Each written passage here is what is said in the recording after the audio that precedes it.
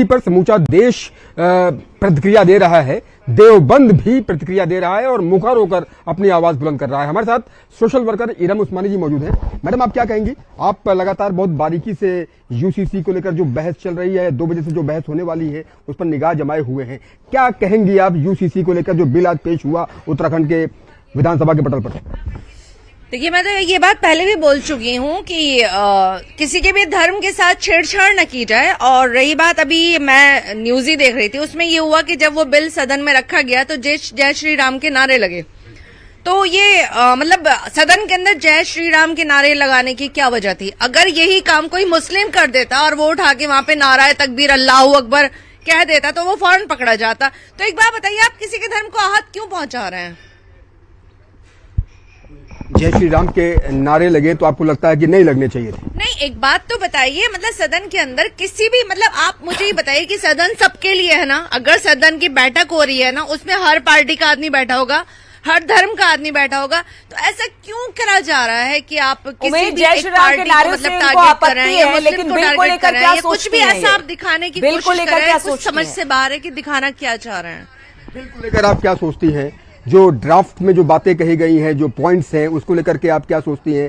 और ये कितना इम्पोर्टेंट है? कई महत्वपूर्ण विषयों पर इस बिल में चर्चा की गई है और आज विधानसभा में भी चर्चा होगी। जैसे हलाला हो गया, इद्दत हो गया, तलाक हो गया, या अन्य मुद्दे हो गए, बहुविवाह प्रथा को लेकर के हो गया। तो ये सारे पॉइंट्स जो डिस्कस किए गए हैं ड्राफ्ट में, उसको लेकर के आप क्या सोचती हैं? मुस्लिम महिलाएं क्या सोचती हैं?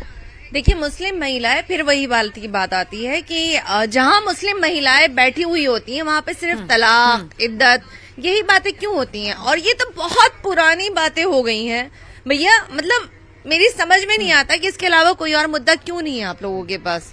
जैसे कि हम लोग इस पर भी चर्चा करते हैं कि भाई सती प्रथा एक कुप्रथा थी, तो सती प्रथा समाप्त हुई। चलिए, हमारे पास थोड़ा सा वक्त की कमी है उमेश, और हमारे साथ प्रवक्ता बीजेपी सुरेश जोशी जी भी जुड़े हुए हैं। सुरेश जोशी जी, अभी हम मुस्लिम महिला की बात सुन रहे थे। उन्होंने कहा कि ठीक है, यूसीसी बिल को पेश कर दिया गया, तुषार सिंह धामी ने कर दिया, लेकिन वहां पर जय श्री राम के नारे क्यों लगे? और जहां तक यूसीसी बिल के बात है, जो कुरीतियों की बात हो रही है, वो तो बहुत पुरानी बात हो गई है।